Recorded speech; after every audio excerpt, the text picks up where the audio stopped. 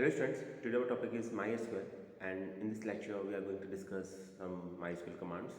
And as you know, this is the first lecture related to MySQL. MySQL is basically a software of RDBMS, and in this lecture we are going to discuss some basic commands related to MySQL.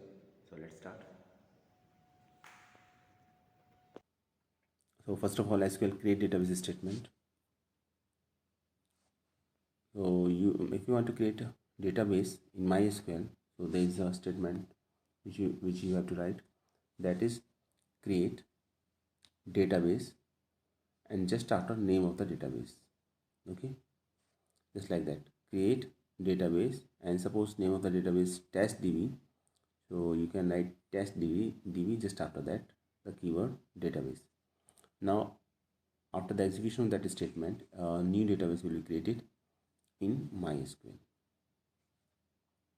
So that is the create database statement.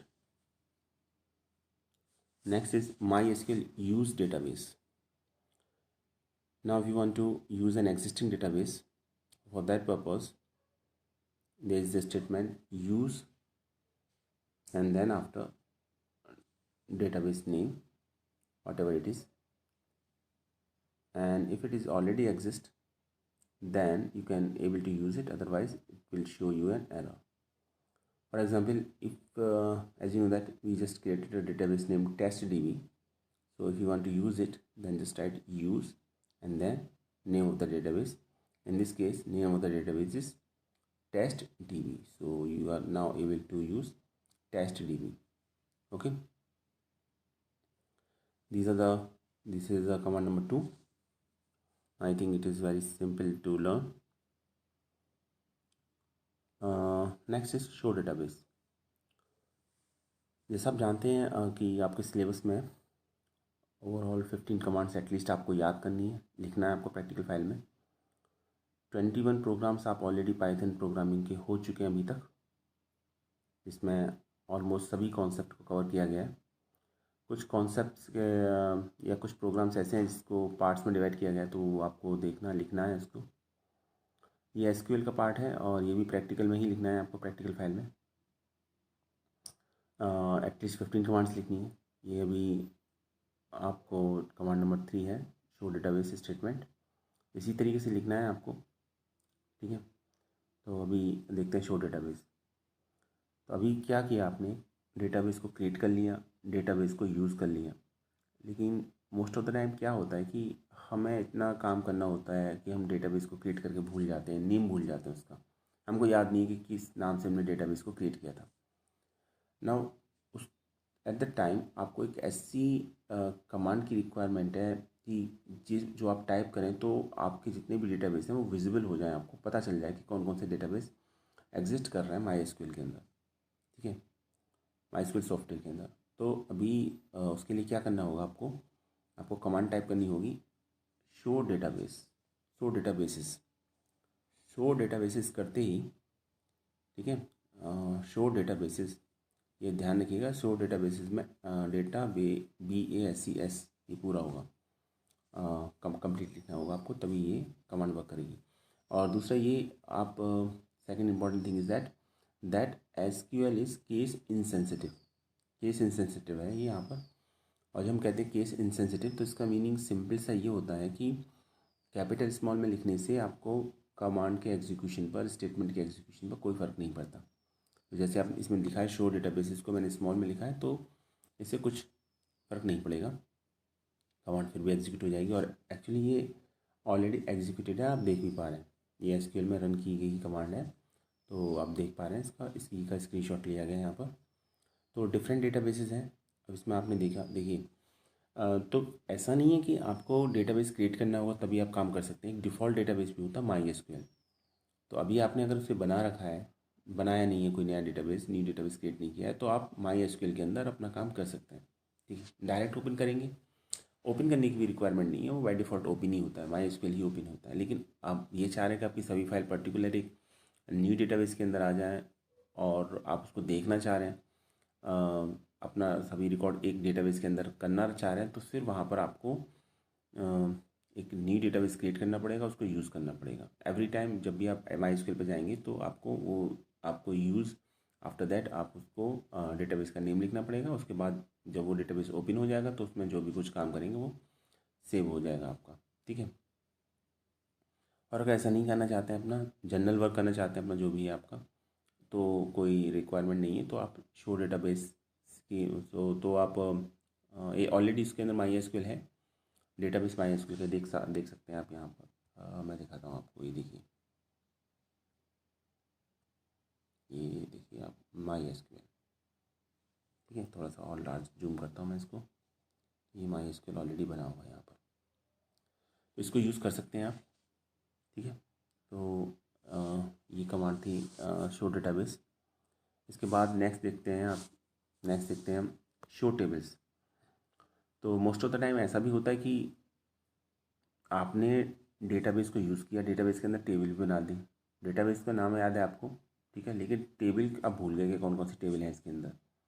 तो आपको क्या करना है, तो आपको करना ही है सबसे पहले तो देखिए डेटाबेस के अंदर एंटर करेंगे आप, तो यूज़ प्रैब लिखा हुआ है, प्रैब यहाँ पर एक डेटाबेस का नेम है, ठीक है, ये एक डेटाबेस का नेम है यहाँ पर। तो हम प्रैब डेटाबेस के अंदर एंटर करके अब मुझे ये पता करना है कि इस प्रैब डेटाबेस में कौन कौन सी टेबल्स हैं। तो उसके लिए मुझे लिखना पड़ेगा, एक कमांड लिखनी पड़ेगी, शो टेबल्स, शो टेबल्स, ये लिखना पड़ेगा। ऐसा करते ही जितनी भी टेबल्स हैं वो सभी शो हो जाएंगी। ये देखिए S1, S2, S3 और S, ये 4 टेबल्स हैं। तो जितनी भी ये टेबल्स हैं ये आ जाएगा। जब कमांड एग्जीक्यूट करते हैं तो ये जितनी रो सेलेक्ट होता है उतने को दिखाता है, जैसे यहाँ लिखा हो 4 रोज इन 1 सेट, और टाइम भी दिखाता है 0.17 सेकेंड्स। तो इतनी टाइम के अंदर ये कमांड एग्जीक्यूट हुई है। तो ये जब आप एग्जीक्यूट हो जाता है तो इस तरीके से आउटपुट शो होता है, ये ध्यान रखिएगा आप। काम करेंगे माई एस क्यू एल पे तो आपको पता चल जाएगा।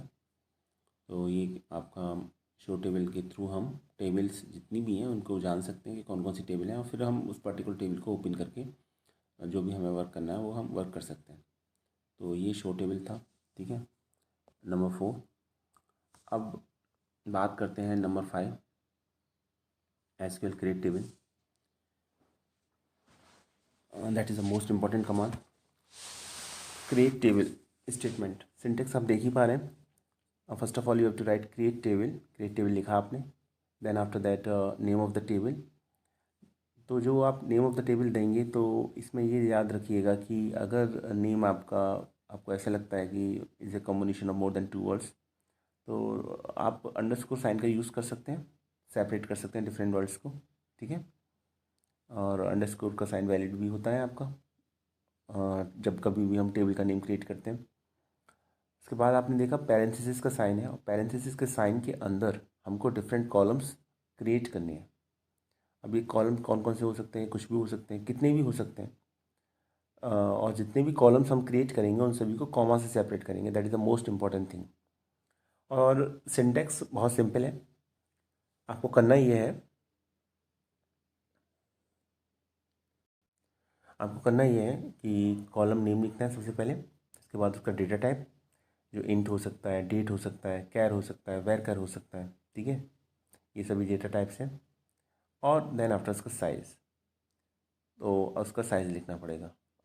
इंट का साइज़ नहीं लिखते हम, कैर वेर कैर में साइज़ लिखते हैं, डेट का भी साइज़ नहीं लिखते।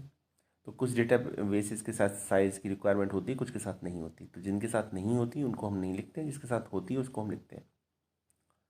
और उसके बाद जब आप कर लिए ये, आप पैरेंथेसिस का साइन क्लोज कर देंगे तो फिर उसके बाद आपको सेमीकोलन लगाना होगा, जो इंडिकेट करेगा कि सेंटेंस टर्मिनेट हो चुका है। यहाँ एक और इम्पॉर्टेंट बात है, वो ये है कि ऐसा नहीं है कि ये हम एक लाइन के अंदर नहीं लिख सकते, या हमको लाइन चेंज करनी पड़ेगी, या एग्जैक्ट ऐसा ही लिखना पड़ेगा, नहीं, ऐसा नहीं है। आप इसे कंप्लीट स्टेटमेंट को with in a single line भी लिख सकते हैं, और वो तब भी एग्जीक्यूट हो जाएगा। तो क्वेश्चन यहाँ पर ये है कि फिर इसको इस तरीके से क्यों लिखा गया है। इसको लिखने की एक वजह है, और वजह ये है कि हमें इसमें क्लियरली ये शो करना है कि हमने क्रिएट टेबल कहाँ लिखा, डिफरेंट कॉलम्स नेम कहाँ है, ठीक है, और जितने भी कॉलम्स नेम हैं वो आपके कहाँ से स्टार्ट होके कहाँ तक जा रहे हैं, वो एंड हो रहे हैं। तो इसलिए पैरेंथेसिस का साइन मैंने और कोई स्टेटमेंट नहीं लिखा, और जहाँ पैरेंथेसिस को क्लोज़ किया उसके बाद भी कुछ नहीं लिखा, सेमीकोलन लिखा है। तो ये क्लियरली इंडिकेट करता है कि ये कमांड है, और इस तरीके से आपको याद करना भी आसान रहेगा, आप गलती नहीं करेंगे इसमें, ठीक है। तो मोस्ट ऑफ द टाइम इसी तरीके से लिखते हैं, लेकिन ऐसा नहीं है, कोई रेस्ट्रिक्शन नहीं है कि आपको फर्स्ट लाइन में क्रिएट टेबल नेम ही लिखना है और नेक्स्ट लाइन में आपको पैरेंथेसिस ही लिखना है, ऐसा कुछ नहीं है। आप इसे सिंगल लाइन के अंदर भी लिख सकते हैं। लेकिन इस तरीके से लिखेंगे तो गलती नहीं होगी आपसे कमांड टाइप करने में। आपको पता होगा कि आपने क्रिएट टेबल लिखा है, टेबल का नेम लिखा है, पैरेंथेसिस का साइन ओपन और क्लोज है प्रॉपरली या नहीं, कॉलम नेम में डेटा टाइप और साइज मेंशन है कि नहीं। तो इस तरीके से लिखा जाता है। एक एग्जांपल देखते हैं और क्लियर हो जाएगा इसे। ये देखिए, ये ऑलरेडी एक टेबल इसमें बना, देखिए स्क्रीनशॉट है, तो ये एग्जीक्यूटेड है। आप देख भी पा रहे हैं, नीचे लिखा भी हुआ क्वेरी ओके 0 रोज इफेक्टेड 0.14 सेकेंड। इस तरीके से आउटपुट आता है हमेशा कि कितनी रोज अफेक्ट हुई हैं, उससे अफेक्टेड हुई हैं और कितने टाइम लगा उसको एग्जीक्यूट होने में, ये भी आता है जब कभी भी आप एग्जीक्यूट करते हैं MySQL में। तो चलिए, अभी आपने क्या किया इसके अंदर, आपने लिखा क्रिएट टेबल ST_info1। अब ये नाम आपको थोड़ा सा बड़ा अजीब लगेगा, ST_info1। Actually ST_info, ST student, ये नेम ऑलरेडी थे, टेबल बनी हुई थी इस नेम से, तो इस तरीके से नेम लिया है। यहाँ पर ST स्टूडेंट को रिप्रेजेंट कर रहा है, इन्फो इन्फॉर्मेशन को। तो स्टूडेंट की इन्फॉर्मेशन मुझे लेनी है, एक टेबल क्रिएट करनी है जो स्टूडेंट की इन्फॉर्मेशन को शो करे। ST_info ले सकता था मैं, लेकिन ये ऑलरेडी है इसके अंदर पहले से, तो अब लेना होगा ST_info1। आप कुछ भी ले सकते हैं, एस भी ले सकते हैं, टी भी ले सकते हैं, ST_ भी ले सकते हैं, ST_info भी ले सकते हैं, ये आपकी चॉइस है। नेम आप टेबल का किस तरीके से ले रहे हैं, लेकिन जो रूल्स हैं वो आपको फॉलो करने होंगे। आइडेंटिफायर के जो रूल्स हैं क्रिएट टेबल में वो फॉलो करने होंगे। वो रूल्स ये हैं कि वो नंबर से स्टार्ट नहीं होना चाहिए नेम कभी भी, और अंडरस्कोर यूज़ कर सकते हैं, ठीक है। स्मॉल कैपिटल लेटर्स कुछ भी यूज़ कर सकते हैं, लेकिन जब कभी भी आप स्मॉल या कैपिटल लेटर्स यूज़ करेंगे इस, तो आपको फिर स्मॉल और कैपिटल लेटर्स उसी फॉर्मेट में उसी तरीके से उस टेबल को एक्सेस भी करना होगा। आप ऐसा नहीं है कि आपने यहाँ पर ST कैपिटल ले लिया ST_info में, और फिर आप इसको देखना चाह रहे हैं डेटा को, तो ST को आपने स्मॉल में लिखा है, तो फिर डेटा बेस में उस टेबल को आप एक्सेस नहीं कर पाएंगे। तो जो आप नेम लेंगे एग्जैक्ट वही नेम आपको यूज़ करना होगा, ठीक है। एक तो ये पॉइंट था। तो अभी क्रिएट टेबल ST_info1, ये आपने यहाँ पर स्टेटमेंट दिया, उसके बाद रोल नंबर लिया, तो रोल नंबर इंटीजर टाइप का होता है, तो हमने लिखा इंटीजर के लिए हम INT लिखते हैं, कॉमा लगाया, फिर लिखा फर्स्ट नेम, ठीक है। सेकंड, ये सेकंड कॉलम का नेम है फर्स्ट नेम। डेटा टाइप है इसका हमने varchar, साइज ले लिया 50। आफ्टर दैट हमने लिया लास्ट नेम, डेटा टाइप ले लिया varchar, साइज ले लिया 100। फिर एक ले लिया एड्रेस, डेटा टाइप ले लिया varchar और साइज ले लिया 255। पैरेंथेसिस का साइन क्लोज किया और फिर सेमीकोलन लगाया, एंटर प्रेस किया, आउटपुट आ जाएगा आपका। देखिए, जब कभी भी स्ट्रिंग की बात चलती है तो हमें या तो कैर लेना होता है या varchar लेना होता है, तो ये बड़ा कॉमन है, ठीक है। जैसे जैसे आप टेबल क्रिएट करेंगे, आगे हम देखेंगे इसके अंदर, तो आपको और डेटाबेसेस के बारे में पता चल जाएगा। डेट के लिए डेट के लिए हम डेट आपका डेटा टाइप लेते हैं। स्ट्रिंग के लिए हम स्ट्रिंग के लिए हम कैर या वैरकर यूज़ कर सकते हैं। कैर और वैरकर में डिफरेंस ये है कि कैर का में जो कॉन्सेप्ट है वो राइट पैडेड विद स्पेस का कॉन्सेप्ट है, जबकि वैरकर में ऐसा नहीं होता है। वैरकर का मतलब ही वेरिएबल लेंथ होता है। तो अभी जैसे आपने कैर लिया, मान लीजिए आपने साइज़ आपका आपने 50 लिया, कैर के साथ डिक्लेयर किया, और जो आपकी एंट्री है नेम की कॉलम की, वो सपोज़ 10 कैरेक्टर्स की है, तो जो 40 कैरेक्टर्स का स्पेस है वो वेस्ट नहीं होता है in the case of char data type. अगर आपने कैर लिया है तो सभी स्पेस वो जो रिमेनिंग आपका जो मेमोरी होगी वो स्पेस से फुलफिल हो जाएगी। इसी को राइट पैरेटिव स्पेस बोलते हैं। वैरकर में ऐसा नहीं होता, वैरकर का मीनिंग ही वेरिएबल लेंथ है। तो ये है। तो जैसे जैसे अभी हम आगे देखेंगे और टेबल भी क्रिएट करेंगे जिसमें डिफरेंट टाइप्स के और डेटा टाइप्स यूज़ होंगे। यहाँ एक छोटा सा एग्जांपल लिया गया है सिर्फ इस समझाने के लिए कि टेबल क्रिएट कैसे करते हैं। ओके, चलिए आगे देखते हैं। अब यह है number 6 statement, SQL insert into statement. देखिए, अभी हमने टेबल को क्रिएट किया और टेबल को क्रिएट करने पर ये शो कर रहा है 0 रोज अफेक्टेड। अभी क्यों शो कर रहा है? क्योंकि सिर्फ टेबल का स्ट्रक्चर क्रिएट हुआ है। और यहाँ पर ये बात भी जानना आपको ज़रूरी है कि ये create table statement DDL statement है। डीडीएल स्टेटमेंट, डीडीएल का मतलब होता है डेटा डेफिनेशन लैंग्वेज। तो जहाँ आप स्ट्रक्चर से रिलेटेड डेटा की जितनी कमांड्स हैं आपकी, वो डीडीएल में आती हैं। और डेटा की मैनिपुलेशन से रिलेटेड जितनी कमांड्स हैं, आप डेटा पर कोई भी काम कर रहे हैं, चाहे डेटा को डिलीट कर रहे हैं, ऐड कर रहे हैं, ठीक है, अपडेट कर रहे हैं, चेंज कर रहे हैं, या देख ही रहे हैं डेटा को सिंपली, तो वो आपका डीएमएल में आती है। अभी हमने यहाँ पर एक टेबल क्रिएट किया और कुछ नहीं किया, इसमें कोई डेटा इंसर्ट नहीं हुआ, टेबल का एक स्ट्रक्चर बना है यहाँ पर। और हमें सिर्फ ये मालूम है कि टेबल का नेम st_info1 है, उसमें कॉलम्स हैं, roll number, first name, last name और एड्रेस, पर डेटा नहीं है। तो इसलिए क्रिएट टेबल जो कमांड है वो आपकी डीडीएल स्टेटमेंट में काउंट होती है। इसलिए यहाँ पे दिखा भी रहा है 0 रोज अफेक्टेड, नहीं, कोई किसी भी रो पर कोई इफेक्ट नहीं पड़ा। कोई इफेक्ट इसलिए नहीं पड़ा क्योंकि रो पर हमने काम ही नहीं किया, हमने तो स्ट्रक्चर क्रिएट किया, अभी टेबल, सिंपली एक टेबल क्रिएट किया, ठीक है। Insert into command. अब इंसर्ट इनटू कमांड की अगर हम बात करें तो इंसर्ट इनटू कमांड आपका डीएमएल में आता है। अब टेबल क्रिएट करने के बाद जो सेकंड रिक्वायरमेंट होगी वो होगी कि आपको टेबल में जो रो होगी उसमें आपको डेटा को इंसर्ट करना, रो वाइज इंसर्ट करते हैं हम डेटा को ऑलवेज एसक्यूएल के अंदर, ठीक है। तो अभी उसके लिए हमें क्या करना पड़ेगा, उसके लिए एक स्टेटमेंट है SQL insert into statement. Using SQL insert into statement हम डेटाबेस के अंदर डेटा अपनी टेबल के अंदर, जो टेबल हमने अभी क्रिएट किया है या कोई भी पहले से एग्जिस्टिंग टेबल है, हम उसके अंदर डेटा को इंसर्ट करा सकते हैं, ठीक है। तो जिसको हम बोलेंगे कि हमने एक रिकॉर्ड मेंटेन कर लिया, मतलब जैसे ये है कि अभी आपका एक स्टूडेंट की इन्फॉर्मेशन डालनी है, तो मुझे उसमें मैंने स्टूडेंट का name, roll number, first name, last name, address, ये कंप्लीट इन्फॉर्मेशन फिल कर दी, तो इसको एक रिकॉर्ड बोला जाएगा। तो हम 1 बाय 1 रिकॉर्ड इंसर्ट करते हैं इंसर्ट इनटू कमांड के थ्रू। तो चलिए इसका सिंटैक्स देखते हैं। सबसे पहले आपको लिखना है, अब इसमें insert into statement 3 different ways में यूज़ किया जा सकता है। इसको आप समझिएगा, मैं बताऊंगा अभी आपको कैसे। बेसिकली तो 2 ही हैं, ठीक है, लेकिन मैं आपको 3 डिफरेंट मेथड्स बताऊंगा कि कैसे इंसर्ट इनटू कमांड्स को यूज़ किया जा सकता है। तो सबसे पहले तो आपको इंसर्ट इनटू लिखना होगा, ओके। इंसर्ट इनटू लिखने के बाद टेबल का नेम जिसमें भी आप डेटा इंसर्ट करना चाह रहे हैं, ये देख पा रहे होंगे आप। उसके बाद कॉलम के नेम्स, जितने भी कॉलम्स हैं जिसमें भी आप डेटा इंसर्ट करना चाह रहे हैं।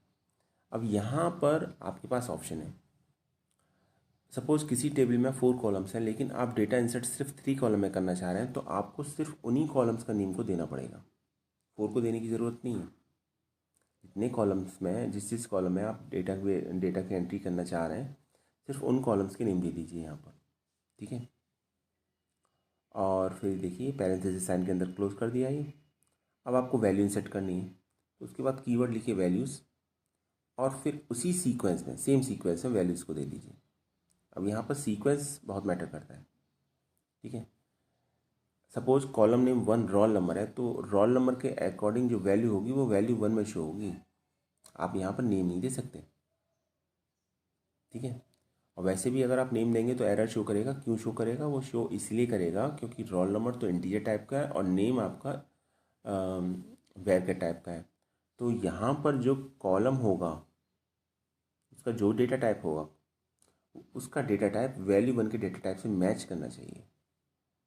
नेम में आपने एड्रेस दे दिया, कोई दिक्कत नहीं है, ठीक है, वो इंसर्ट हो जाएगा, कोई प्रॉब्लम नहीं है। ये अलग बात है, वो रॉन्ग एंट्री होगी, उसका कोई सेंस नहीं होगा। लेकिन आप इंटीजर में फ्लोट वैल्यू को नहीं ले सकते, या हम कहें कि स्ट्रिंग को नहीं ले सकते, तो वो आपको देखना होता है।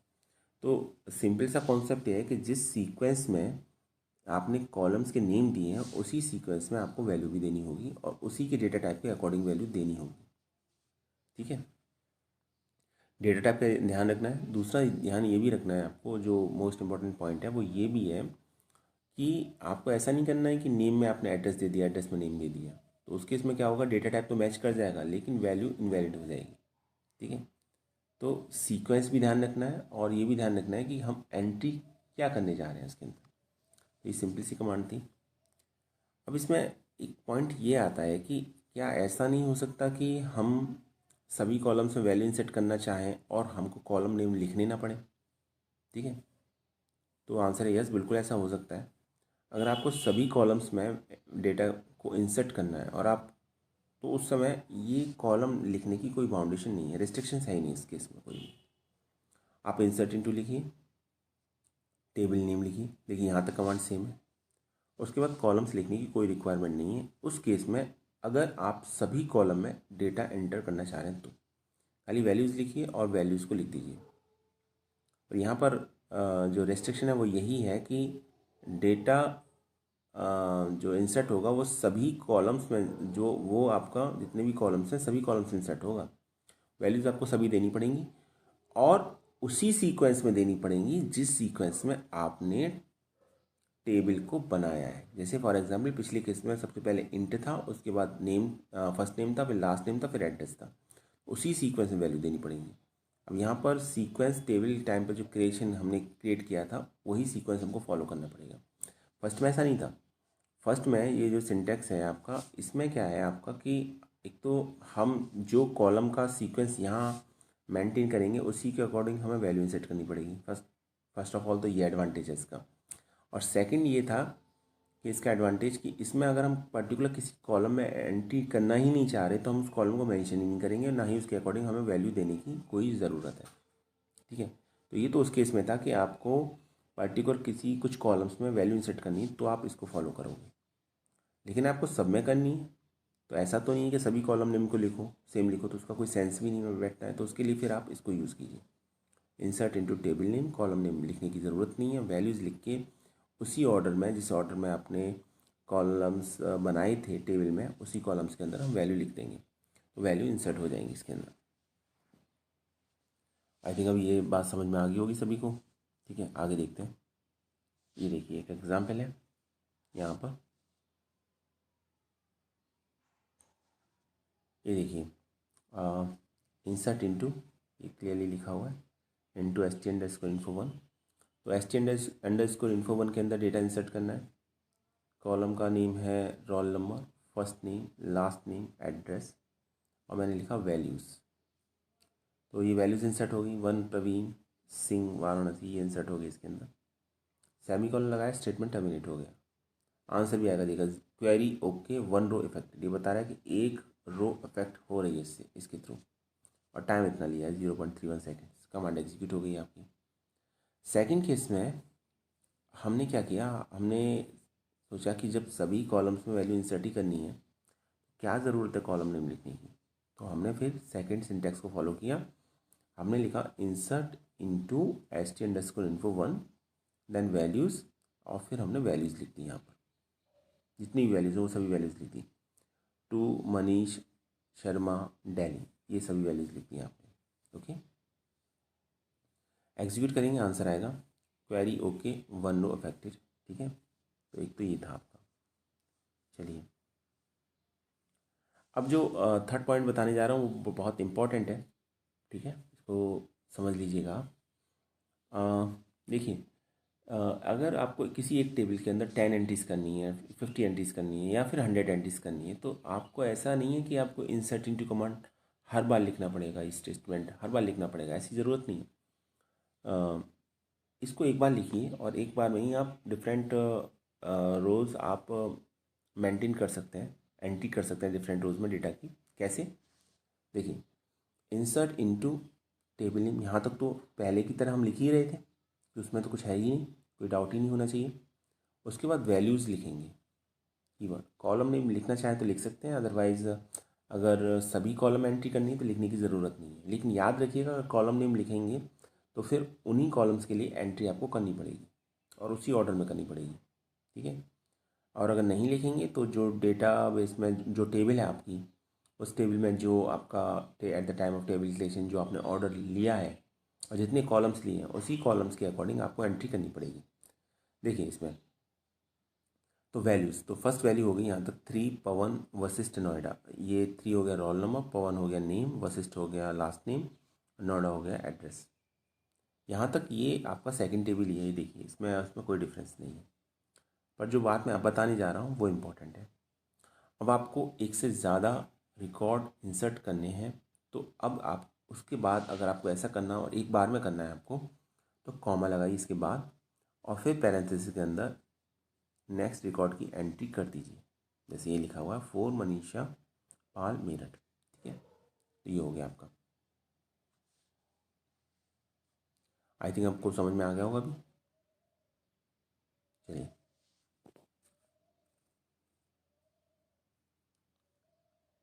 तो इस तरीके से डेटा को इंसर्ट किया जा सकता है। तो ये आपके ऊपर डिपेंड करता है कि आप कौन सा मेथड ऑप्ट कर रहे हैं, ठीक है। मोर देन वन रिकॉर्ड्स अगर आपको इंसर्ट करने हैं तो ये लास्ट का जो है आपका, वो आपका ज़्यादा अच्छा मेथड है। चलिए आगे देखते हैं। तो ये नंबर 7 है एसक्यूएल सेलेक्ट क्वेरी। तो अभी टेबल क्रिएट कर दिया आपने, उससे पहले डेटाबेस क्रिएट किया था, ठीक है।